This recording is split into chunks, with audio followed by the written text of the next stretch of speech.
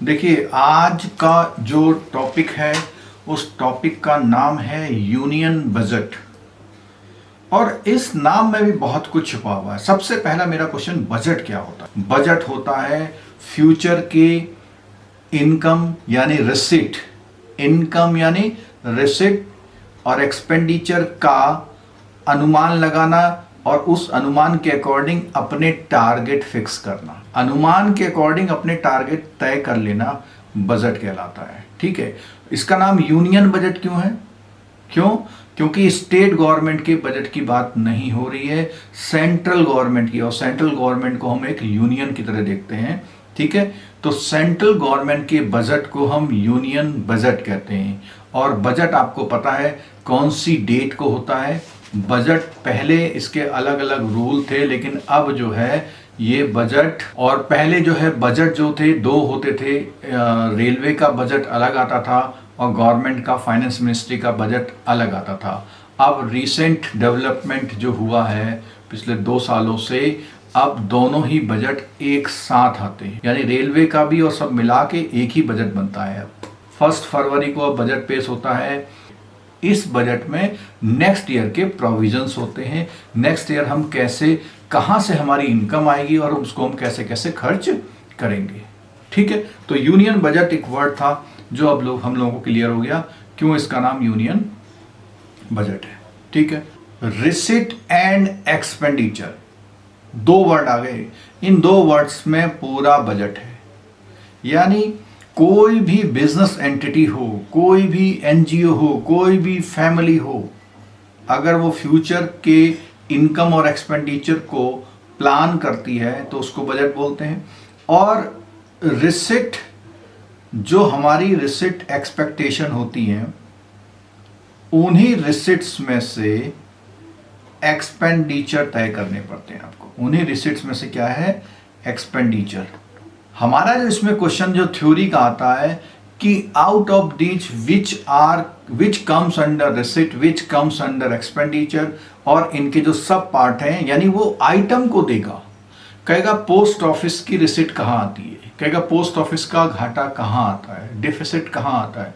और हम इसमें पढ़ने वाले हैं कि जितने भी डेफिसिट के कॉन्सेप्ट हैं, डेफिसिट के कॉन्सेप्ट न्यूमेरिकल में आपके आते हैं, जितने भी तरह के डेफिसिट हैं वो हमको आने चाहिए। और डेफिसिट का मतलब होता है simple the difference between receipt and expenditure, या हम ऐसे कह लें कि expenditure minus receipt is known as deficit. यानी एक्सपेंडिचर अगर आपका बड़ा है, एक्सपेंडिचर अगर आपका बड़ा है तो expenditure is greater than receipt, तो हमारा जो रिजल्ट होगा वो हमारा डेफिसिट में होगा। और अगर हमारा रिसिट बड़ा है एक्सपेंडिचर से तो हमारा सरप्लस होगा। तो आपने सुना भी होगा इंडिया जो है या कई कंट्री जो है डेफिसिट बजट पेश करती हैं, और इंडिया के साथ और कई कंट्री के साथ ऐसा भी है, बल्कि कंट्री जितनी भी होती हैं वो जीरो बेस्ड बजटिंग करती हैं। जीरो बेस्ड का मतलब पिछले साल की कहानी वहीं खत्म हो जाती है। कंपनी जीरो बेस्ड बजटिंग नहीं करती, कंपनी पिछले साल का कैरी ऑन करके चलती। ठीक हो गया? तो कंट्री क्या होती है? जीरो बेस्ड बजटिंग करती है। इंडिया की बात कर रहे हैं हम। ठीक है, चलो और आगे देखते हैं। अब हम सीधे टॉपिक पे आ रहे हैं। तो सबसे पहले देखिए टॉपिक में आता है बजट। ये देखो इसमें लिखा हुआ है from the year 2017 is that the rail budget which are earlier presented separately now been merged with the union budget. ठीक है, the rationale behind this change is that the provide time to, अब यहाँ पे ही जो हमने पहले भी बात कर ली, इसे 1 फरवरी बोला हुआ है। क्यों? कि इससे में हमें वेल टाइम, मतलब एम्पल टाइम मिल जाए आगे के फ्यूचर को करने में। ठीक है, इनके हेडिंग्स पे आ गए। अब किस पे आ गए हम लोग? हेडिंग्स पे। और हेडिंग किस तरह, जो इसके आइटम बोलते हैं, इसको हेडिंग को हम क्या बोलते हैं? आइटम। इनके हेडिंग को हम लोग क्या बोलते हैं? आइटम। कौन कौन से आइटम हमारे इसमें यूज होते हैं? हाँ जी, हम शुरू कर रहे हैं। हमने पहले बता दिया कि सबसे पहले हम इस चार्ट को अपने अकॉर्डिंग, मैं जिस अकॉर्डिंग बना रहा हूं आपको उस अकॉर्डिंग बनाना। देखिए बुक में लीनियर आइटम दिए हुए हैं, और इस लीनियर मेरा काम क्या है, जितनी भी रनिंग में चीज़ें लिखी हैं उसको टुकड़ों में तोड़ के एडजस्ट कर देना, जैसे आंखों में बिल्कुल वो चिपक जाए। ठीक है, तो करते हैं शुरू उसको। सबसे पहली बात, हमने बोला रिसिट क्या है, हमने बोला क्या है रिसिट, और हम बोलेंगे एक्सपेंडिचर। तो देखिए रिसिट और एक्सपेंडिचर का सबसे जो मेजर पार्ट है वो है ए, दैट इज व्हाट, वो क्या है ए जो पार्ट है, जो ए पार्ट है वो है रिवेन्यू। क्या है, रिवेन्यू। ठीक, और सेकंड पार्ट इसमें आता है कैपिटल। पूरी कहानी इस स्क्रीन पे, जो मैं स्क्रीन अब आपके सामने लिख रहा हूं, पूरी कहानी इस स्क्रीन पर है। बी आता है कैपिटल। और हमको सबसे पहले ये जानना जरूरी है कि what is revenue and what is capital. देखिए, जो विद इन अ ईयर, जो with in a year consume हो जाता है, जो विद इन अ ईयर आता है, जो विद इन अ ईयर जाता है, that is revenue expenditure. Business run करने, कंट्री रन करने के लिए ऐसे खर्चे जो उसी ईयर में कंज्यूम हो जाते हैं, बुक से आउट हो जाते हैं, दे आर कॉल्ड रेवेन्यू। आप कुछ इस तरह से कह सकते हैं जैसे लोन्स में हम लोग वर्किंग कैपिटल की बात करते हैं। अब सेकंड पार्ट उसका है कैपिटल। कैपिटल में वो आता है जो हमारा मोर देन 1 ईयर चलता है। कैपिटल में हमारा क्या आता है, जो मोर देन 1 ईयर चलता है। ठीक है, अब रिवेन्यू में भी दो तरह के, यानी अभी हम किसकी बात कर रहे हैं, देखिए अभी हम बात कर रहे हैं रिसिट्स की। रिसिट्स का मतलब है क्या क्या आता है। तो इसका पहला पार्ट क्या है, आप लोग बुक रेफर कर सकते हैं, कोई इश्यू नहीं है, बुक रेफर करते जाइए आप। पहला पार्ट है टैक्स। पहला पार्ट कौन सा है, टैक्स। पहला पार्ट है टैक्स, मेल हो गया। और दूसरा पार्ट है नॉन टैक्स। दूसरा पार्ट क्या है, नॉन टैक्स, यानी गवर्नमेंट की जो इनकम होती है या तो टैक्स के रूप में होती है या नॉन टैक्स के। तो नॉन टैक्स में क्या है, फीस है, पेनल्टी है, अपनी जो फर्म है गवर्नमेंट की उनकी इनकम है, ये सब चीजें किससे आती हैं, नॉन टैक्स से आती हैं। ये किससे आती हैं, सब चीजें नॉन टैक्स से आती हैं। ठीक है, अब देखिए इसमें अगर हम बुक को रेफर करते हैं तो इसमें जो आइटम्स हैं, जो इसमें आइटम्स हैं टैक्स रेवेन्यू में, पहले आइटम टैक्स रेवेन्यू के आइटम्स हैं, थोड़ा सा बुक रेफर करनी पड़ेगी क्योंकि आइटमों की बात है, लेकिन हम इन आइटमों को पढ़ने के बाद हम यहाँ पे ट्रांसफर करते जाएंगे। जो आइटम है उनको हम पढ़ने के बाद यहाँ ट्रांसफर करते जाएंगे। पहला लिखा है कॉरपोरेशन टैक्स। जरा मुझे बता सकते हैं कॉरपोरेशन टैक्स और इनकम टैक्स में क्या फर्क है। कॉरपोरेशन टैक्स और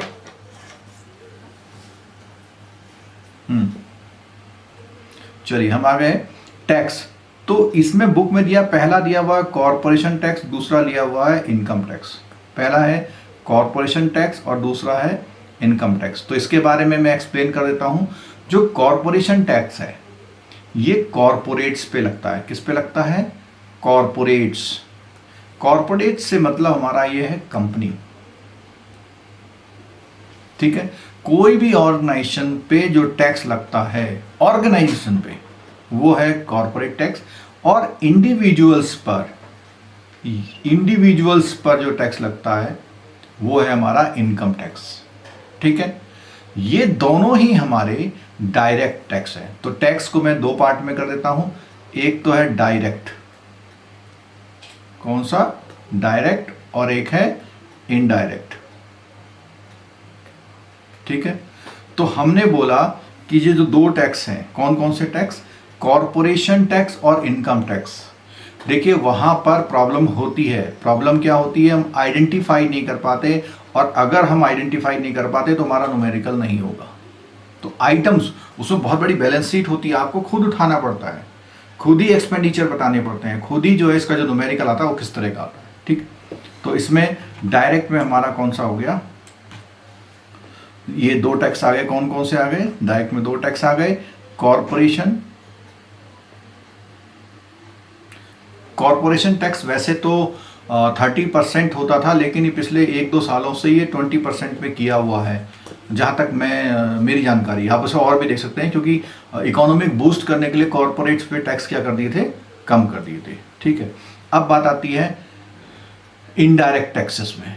इनडायरेक्ट टैक्सेस में तो इनडायरेक्ट टैक्सेस की बात करें, अच्छा ये जो अदर टैक्स एंड ड्यूटी है मैं यहाँ पे नहीं लिख रहा हूँ, क्योंकि टैक्स का एक पार्ट है अदर टैक्स, नॉन टैक्स का एक पार्ट है अदर नॉन टैक्स। तो अदर क्या है, एक मिसलिनियस आइटम है, मैं केवल उनकी बात करूंगा जिसको आपको ढूंढना है। ठीक है, तो अब हम बात करेंगे किसकी, कस्टम की। अब देखिए ये जो यहां लिखा हुआ इतना,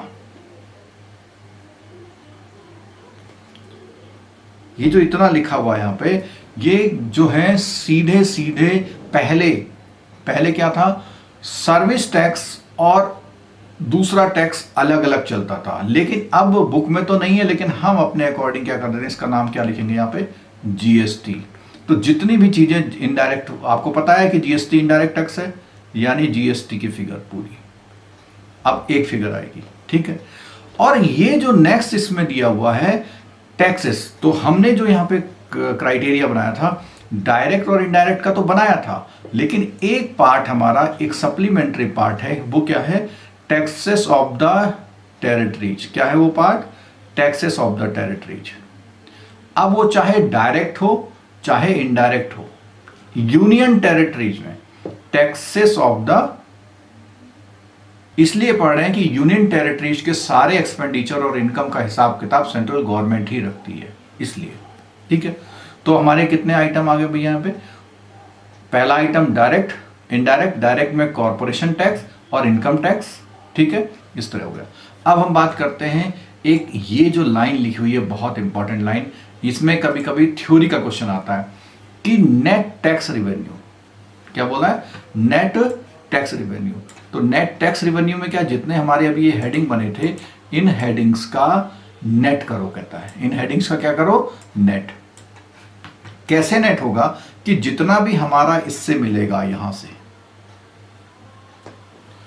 इस सारे जो रिवेन्यू रिसीट्स आएगी, उसमें एक फंड में आप निकाल देंगे, ग्रॉस टैक्स रिवेन्यू में NCCD transfer to national calamity contingency fund, और इसमें स्टेट का शेयर निकाल देंगे। तो अभी क्वेश्चन आया स्टेट का शेयर क्या होता है, आपको पता है कि जीएसटी में स्टेट का शेयर पहले सर्विस टैक्स में होता था, तो अब वो जीएसटी हो गया, दो टुकड़ों में आता है। लेकिन जो आईजीएसटी होता है, जो इंटर स्टेट, अगर दिल्ली से पंजाब को कोई माल बेचा जाता है तो जो जीएसटी मिलता है उसको आईजीएसटी में बोलते हैं। तो तीन जीएसटी होते हैं, एक होता है स्टेट जीएसटी, एक होता है क्या, स्टेट जीएसटी, सेकंड कौन सा होता है, सेंट्रल जीएसटी, और थर्ड होता है आईजीएसटी। कौन कौन से मैं यहां लिख देता हूं साफ में, एक होता है एसजीएसटी, एक होता है सीजीएसटी, और एक होता है आईजीएसटी। तो तीन पार्ट है जीएसटी के, तीनों पार्ट मिला करके जो भी वैल्यू आती है, उस वैल्यू को इन्होंने बोला है क्या, टैक्स बोला हुआ है। ठीक है, अब जो आईजीएसटी होता है उसमें से कुछ शेयर सेंट्रल गवर्नमेंट क्या करती है, स्टेट गवर्नमेंट को देती है। तो हम सेंट्रल गवर्नमेंट की बजट की बात कर रहे हैं। मेरी एक एक बात आप लोग सुन लीजिएगा, जब आप न्यूमेरिकल करते हैं तो यही छोटी छोटी मिस्टेक करते हैं, वहां पे आपका आंसर नहीं आता अगर एक भी आप आइटम को ओवरलुक करते हैं। तो अब क्या करेंगे आप, यहां पे वो बोलता है कि जितना भी आपने सम लाए, इस सम में से दो चीजें माइनस करेंगे। क्या माइनस करेंगे, एक तो माइनस कर देंगे आप एनसीसीडी, क्या करेंगे, एनसीसीडी, और एक करेंगे स्टेट का शेयर, स्टेट का शेयर। और ये जब आप माइनस करेंगे दो आइटम, तो जो आंसर आएगा वो आंसर हमारा कहलाएगा क्या, जो हमारा आंसर आएगा वो आंसर हमारा कहलाएगा नेट टैक्स रेवेन्यू। और ये जो टैक्स नेट टैक्स रिसीट, और जो ये टैक्स रिसीट है वो किस आइटम के अंतर्गत आ रही है, आपको पता है ये आइटम के अंतर्गत आ रही है। हमने अभी बात करी सिर्फ टैक्स रेवेन्यू की, और इससे जो आंसर आएगा वो क्या आएगा, नेट टैक्स रेवेन्यू। सेकंड में बात करते हैं नॉन टैक्स रेवेन्यू। ठीक है, नॉन टैक्स रिवेन्यू में आप लोग बुक में देखिए, सबसे पहले लिखा है इंटरेस्ट रिसीट। अब इंटरेस्ट रिसीट कौन सा होता है, सबसे पहला आइटम कौन है, इंटरेस्ट रिसीट। इंटरेस्ट रिसीट ये है जो हमारा यूनियन यानी सेंट्रल किसी को भी लोन देती है, चाहे वो स्टेट गवर्नमेंट को हो, चाहे वो किसी देश की गवर्नमेंट को हो, तो वो हमारे लिए रेवेन्यू रिसीट है। ठीक है, इंटरेस्ट की रिसीट हो गया। दूसरा आइटम देखिए क्या है, dividend and profit. Dividend and profit सरकार को कहां से मिल गया, जरा जल्दी से बताइए। डिविडेंड एंड प्रॉफिट बताइए, सरकार को डिविडेंड कहां से मिलता है। तब तक मैं अगला लिख देता हूं। ये मैं इसलिए अगला लिख रहा हूं कि मेरे को जो है वहां पे पॉज नहीं करना पड़े। कोई आंसर दीजिए, डिविडेंड, कोई आंसर दीजिए, डिविडेंड सरकार को कहां से मिलता है। Custom and excise. देखिए, एक्साइज ड्यूटी जो होती है वो विद इन कंट्री लगती है और प्रोडक्शन पे लगती है। जैसे कई सारे आइटम पे आज भी एक्साइज लग रही है, जबकि एक्साइज हट जानी चाहिए थी, और वो एक्साइज लग रही है पेट्रोलियम प्रोडक्ट पे और लिक्वर पे। जितनी कंपनी प्रोडक्शन करती है उस प्रोडक्शन की वैल्यू का एक जो टैक्स देती है विद इन कंट्री, उसको एक्साइज बोलते हैं। और कस्टम टैक्स वो होता है जो इंटरनेशनल लेवल पे बाउंड्री पे लगता है। कोई बाहर से चीज आ रही है या हमारे वहां से कोई चीज आ रही, कस्टम ड्यूटी बोलते हैं। हमारे वहां से जाने में टैक्स लगा रहे हैं, हमारे वहां से आने में टैक्स लगा रहे हैं, तो इंपोर्ट ड्यूटी को आप बोल दो कस्टम, क्योंकि हमारे वहां से जाने में तो एक्सपोर्ट को प्रमोट करते हैं, कुछ चीजों पे लगाते हैं जिसको हम नहीं चाहते हैं कि ये चीज बाहर जाए। क्लियर हो गया। आपके जितने बैंक हैं सब पीएसयूज हैं, जब उनका प्रॉफिट होता है साल का, उसमें से सरकार को डिविडेंड देते हैं आपके बैंक। क्यों? क्योंकि उनके शेयर्स हैं, सब कुछ कैपिटल इन्वेस्टमेंट उन्हीं का हुआ है। ठीक है, पीएसयू है, ओएनजीसी है, आईओसी, ये सारे लोग जो डिविडेंड देते हैं सरकार को, उसका नाम है डिविडेंड एंड प्रॉफिट।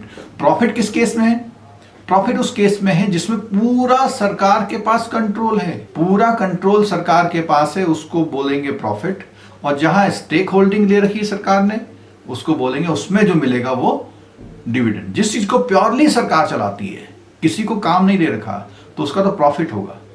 और जिसको किसी को दे रखा है, अंडरटेकिंग जिसको बोलते हैं, उसके लिए जो आंसर आएगा वो आएगा डिविडेंड का। ठीक है। अच्छा, एक्सटर्नल ग्रांट। अब देखिए, रिसीट में ये हेडिंग बहुत इंपॉर्टेंट। ग्रांट, आपको पता है कई बार जो विदेश होते हैं, फॉरेन से हमें ग्रांट आती है, फॉरेन से हमें ग्रांट आती है, जो आती तो है पर जाती नहीं है। यानी वो आ गई, उसको रिटर्न नहीं करना, रिपे नहीं करना, वो ग्रांट है। ठीक है। अगला आइटम इसमें है अदर नॉन टैक्स। तो मैंने बोला अदर तो हर एक में आना ही आना है। अदर का एक आइटम हर एक में आना ही आना है, जिसका नाम मिसलिनियस कह लीजिए। अदर का आइटम हर एक में आना ही आना है। अदर मैं यहीं पे लिख देता हूं, यहां पर भी अदर। वो बोलता है टोटल रेवेन्यू रिसीट। क्या बोलता है? Total revenue receipt. तो टोटल रेवेन्यू रिसीट क्या होगा? ये जो टैक्स की रिसीट है और जो नॉन टैक्स की रिसीट है, वो बन के आपका बनाएगी क्या? Total revenue receipt. क्या बनाएगी? Total revenue. तो हमारा एक आ गया, यहाँ पे एक ब्लॉक आ गया हमारा। इनकी अभी मैं नंबरिंग करूंगा, जिससे हमें न्यूमेरिकल सॉल्व करने में इजी हो जाए, आप अपनी बुक में इस कैपिटल रिसीट को मोटा मोटा लिख दीजिए, क्योंकि जो मैंने बी नंबर आइटम बनाया था, अगर आपको ध्यान हो, मैं दोबारा बनाता हूं। B number item capital receipt. B number item हमारा क्या है? कैपिटल। और कैपिटल को मैंने एक्सप्लेन कर दिया था, जो आइटम लॉन्ग रन में चलते हैं उनको बोलते हैं कैपिटल रिसीट। तो कैपिटल रिसीट के जो पार्ट हैं, वो पार्ट हम देख लेते हैं। देखो, पहले जब लिखा हुआ है नॉन डेट, क्या लिखा हुआ पहले? Non debt. नॉन डेट में पहला आइटम लिखा है recovery of loans and advances.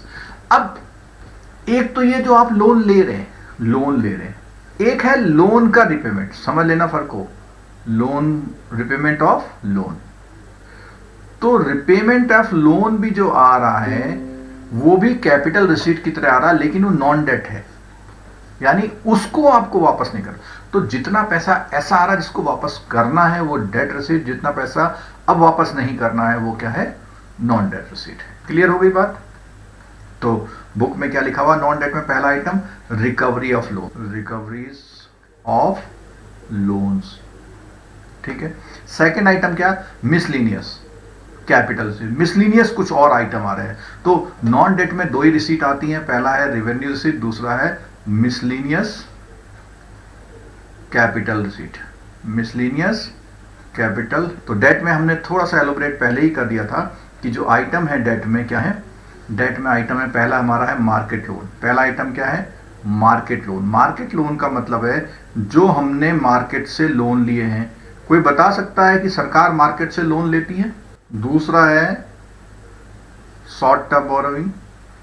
तीसरा है एक्सटर्नल असिस्टेंस, और एक्सटर्नल असिस्टेंस के बाद लिखा हुआ नेट।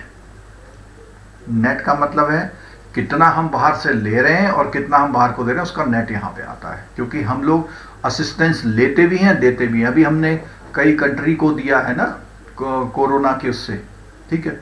अच्छा, अगला क्या है? हाँ, तो मार्केट लोन समझ लो, जो भी गवर्नमेंट मार्केट मनी मार्केट से या आरबीआई के थ्रू जो पैसा उठाती है उसको मार्केट लोन बोलते हैं।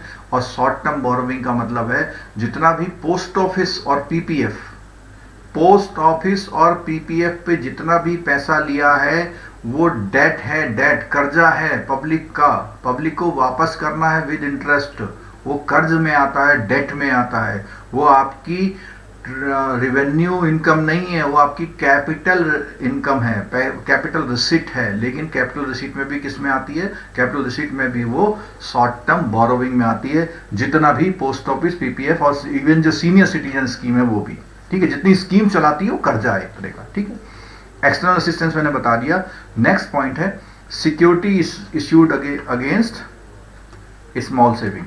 जो किसान विकास पत्र वगैरह है, इसको मैं ऐसे कर सकता हूं कि इसको तो मैं बोल देता हूं money market, money plus open market. तो जो मैं वहां शॉर्ट टर्म बोरोइंग बोल रहा था उसके लिए अलग से इसमें किया हुआ security issued by small saving. तो security issued by small saving, इसको मैं बोल सकता हूं जो पोस्ट ऑफिस वाला है। क्लियर हो गया? और ये जो नेक्स्ट वाला ये हमने लिखा हुआ है, इसको मैं बोलता हूं पोस्ट ऑफिस वाला, और इसको बोलता हूं फॉरेन से, ये वाला, ठीक है। कोई डाउट? ये मार्केट से उठाया, ये ओपन मार्केट ऑपरेशन से उठाया, ये फॉरेन गवर्नमेंट से उठाया, और सारा उठाया किसमें? कर्ज के नाम पे उठाया, ठीक है। अगला आइटम है स्टेट प्रोविडेंट फंड। अब आप समझते हो स्टेट प्रोविडेंट फंड कैसे खर्चा है? आप लोग बता सकते हैं स्टेट प्रोविडेंट फंड कैसे खर्चा है? ऐसा है, आपको पता होगा जितना एम्प्लॉय का पैसा कटता है वो पैसा क्या होता है? कट के सरकार के पास जमा होता है, और सरकार उसको फ्यूचर में जिस प्रॉमिस से होता है उस प्रॉमिस से वापस करती है। कई ऑर्गेनाइजेशन ऐसे हैं उनका प्रोविडेंट फंड अपना है, वो एम्प्लॉय का प्रोविडेंट फंड लेके खुद ही जो है ट्रस्टी के रूप में रखते हैं और उसको रिटर्न करते हैं। लेकिन जो ईपीएफओ का नाम आपने सुना होगा, एम्प्लॉय प्रोविडेंट फंड ऑर्गेनाइजेशन, जो है वो जो पैसा लेता है वो पैसा भी उठा के अल्टीमेटली सरकार के पास जाता है। तो सरकार उसको भी एक कर्जे के रूप में लेती है और जैसे जैसे ड्यू होता है वैसा देती है। कोई रिटायर हो गया तो उसका पैसा देगी, ठीक है। अगला आइटम इसमें है अदर रिसीट। तो मैंने हर बार बोला है अदर तो आनी है, कोई और भी रिसीट, लेकिन उसका पर्पज क्या होना चाहिए? कैपिटल होना चाहिए। उसका जो पैसा आया है वो किस रूप में आया है? कैपिटल फॉर्म में आया है। और इसका एग्जाम्पल मैं दे सकता हूं आपको कि जो बाहर से हम लोग कर्जा लेते हैं वर्ल्ड बैंक वगैरह से, ठीक है, वो इस तरह के कुछ प्रोजेक्ट इसमें आते हैं। अच्छा, एक क्वेश्चन और है मेरा कि हम लोग कर्जा वर्ल्ड बैंक से भी लेते हैं, आईएमएफ से भी लेते हैं। क्या हमने आईएमएफ से कभी कर्जा लिया है? देखो, आईएमएफ से हमने कर्जा अभी तक नहीं लिया है। क्यों? क्योंकि आईएमएफ जो है वो कर्जा देता है एक तरह से जो लिक्विडिटी प्रॉब्लम के लिए। किसके लिए देता है? लिक्विडिटी प्रॉब्लम के लिए। और वर्ल्ड बैंक जो देता है लॉन्ग टर्म इंफ्रास्ट्रक्चर के खर्चे देता है। तो वर्ल्ड बैंक से तो हम अक्सर लेते रहते हैं। आईएमएफ का मेरे को याद नहीं कि कभी हमने लिया था। कुछ 2-3 साल पहले मॉरिशस का नाम, ग्रीस का नाम सुना होगा आपने। ग्रीस जो है उसने ग्रीस ने जो लिया था वो समय पे पेमेंट नहीं कर पाया था। ठीक है, चलो, तो ये हमारे क्या चीज़ हो गए भाई पूरे। अब इसको एक लुक में देख लेते हैं, स्क्रीन थोड़ी सी छोटी कर लेते हैं और एक लुक में देख लेते हैं। देखो